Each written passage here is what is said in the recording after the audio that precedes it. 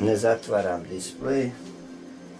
Vidite kako ona čirio noge, moj Pepi, da, moja majica miriš, moj.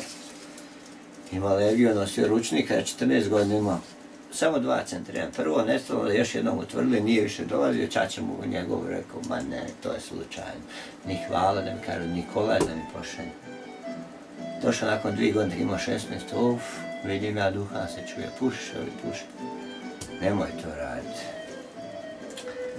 A doktor, evo, daj mi riječ, nećeš dati mi riječ, tu je bio Zdravko i njegov unuk i on je praunuk. Dođe nakon 2 mjeseca, jesi prestao pušiti? Što se običao, ma veli doktore, pokušavam, znači nisi, pa nisi. Tomfu, ne guzi. Okrenuo, blokirao, laktova, ja po laktova, diže noge, ja po koljeno.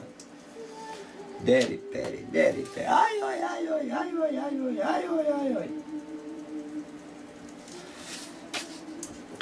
Ja sam prestao.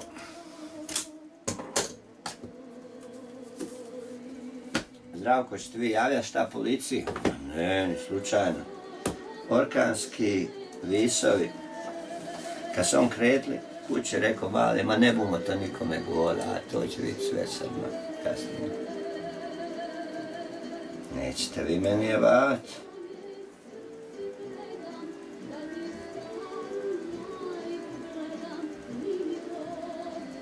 Nećete vi mene jebavati.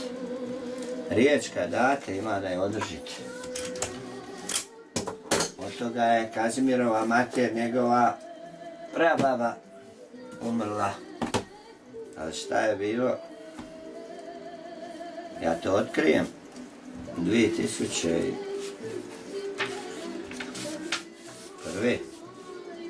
Ja mi centra ono iznutra duvan. Kazimir, jel ti pušiš? Ili to? Od?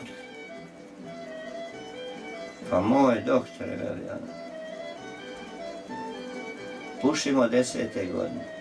Molim? A taj imao 70, nešto.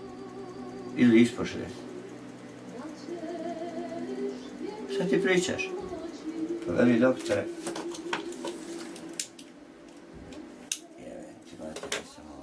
Pa doktor veli kad je moj otac umirao, ja sam pripaljivala 2 cigarete za njega i za mene. Kako, zašto? Pa kad si imala 10 godina, u Dalmaciji ugrizo me poskok. Curica 10 godina. I on je nju nosio na rukama do ambulante. Pola sata, 5 kilometara. I uspjeli je spasti. I onda jebi ga čovjek od tog veselja, ajde da podijeli tu sreću sa kćerkom, nauči je pušti. Nauči je pušti. Eto takav ti običaj prije. Pa u Hercegovini dole. Evo mini i oni. Ja ću čitam jebati. Pa majka ne može dočekat kad će joj sin podrasti da počne pušti. Ona je miris duvana, veli lijep. Gajdemo pa sam. Umiranje duše.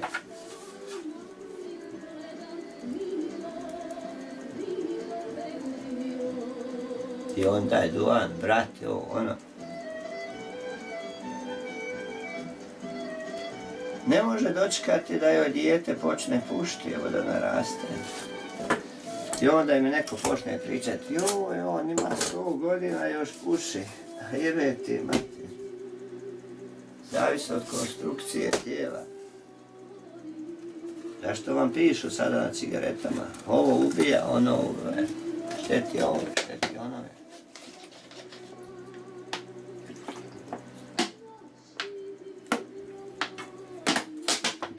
Evo, dakle od doručka otišla je 1,5 litra. I sad ćemo praviti drugu. Pierre i Žan. Slatko prevod Slavko Ježić, 78. Nakladni zavod MH Zagrabija.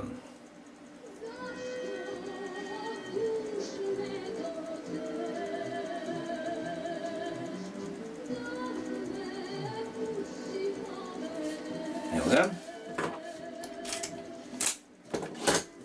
Jevete, Žarko. Sunce.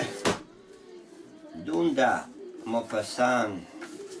Prvo pisat pa onda jer kad ovo razmazat ću ruku, to znate, to se skužno. Možete misliti Tuđman, evo kad on potpisivanje ovih spomenica, zahvalnica i ovo je.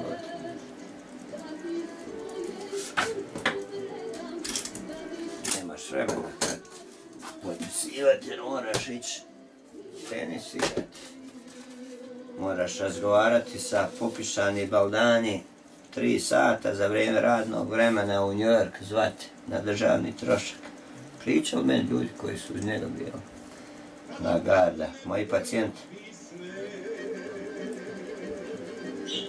U Vukovaru pakao ne jebe hrče, ne smije ga se probuditi, Šaranić ne smije.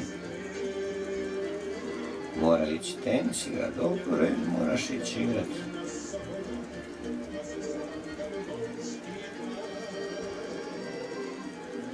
Zato kad ja budem, pratit ćete vi mene sve. Biće live.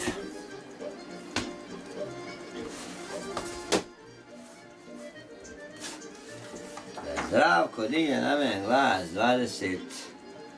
23 godine ja se produžio život i onda mi kaže: doktore, život ste mi spasili.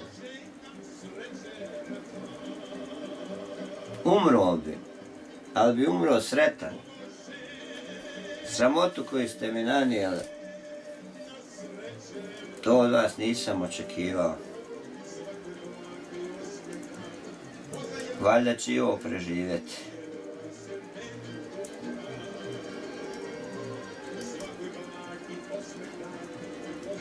Ne vjerujete? A? Ne vjerujete me? Nauka o samospoznaji, ovo je Šrimad Bhaktivedanta Swami Prabhupada. Ne sviđa mi se, ali evo zapisat ću, nek stoji. Knjiga ipak knjiga. 38. 14. dr. A. Sveti Andun Padovanski. A će ići ovdje. Moram to proučiti o njemu. Neizvršeni zavjet. Pričamo o Zdravku koji se zakleo da će biti pacijent doktora do kraja života i već. Neki dječak iz Padove, iz Padove imenovao Henrik, 15 dana imao teške boli od upale vrata. Majka mu se zavjetovala da će na grob svetog Antuna donijeti voštani vrat s glavom. Kad se dječak vratio kući iz prebivališta braće, vrat mu je ozdravio. To je pod broj 1. Broj 2. Dječakova se majka više nije brinula, niti je obećano izvršila. Dječak je ponovo zadobio upalu vrata. Broj 3. Kad je majka postala svjesna svoje krivnje, s punim je pravom bila žalosna. Zavjet je obnovila i dala odnijeti na svećev grob voštanu glavu s vratom. 4. Čim je to učinio, otečeni je vrat odmah splasnuo. Nakon nekoliko dana je dječak po milosti Gospodina naša Isusa Krista ozdravio. Njemu neka je čast i slava po sve vijeke vjekova. Amen. Bilježimo ovo da smo pročitali. Pročitali ja, moje duhovno tjelesno ja. Dakle, ovaj mali je održao obećanje, odnosno rekao, dao riječ i odmah to prekršio. Vidim sad još nešto piše, idem sada vidjeti 38. Pročitat ću ovo sve pa ću naći priči zanimljivi za vas. Ovo je u Zagrebu 84.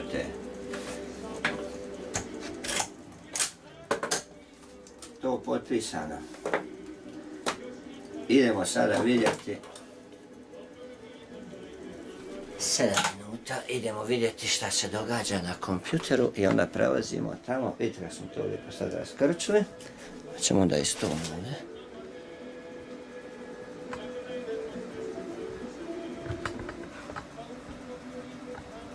Evo tako da se vidi kompjuter, sad ćemo upaliti. Samo pritisnemo ovdje, upalit će se ovaj. Čovječe Boži, koji si ti idiot, pa evo te život, rekao sam ti da dođeš na mrežnicu, ako budeš u prilici pogledaj u poruke, ako si kratko upamća jebem te.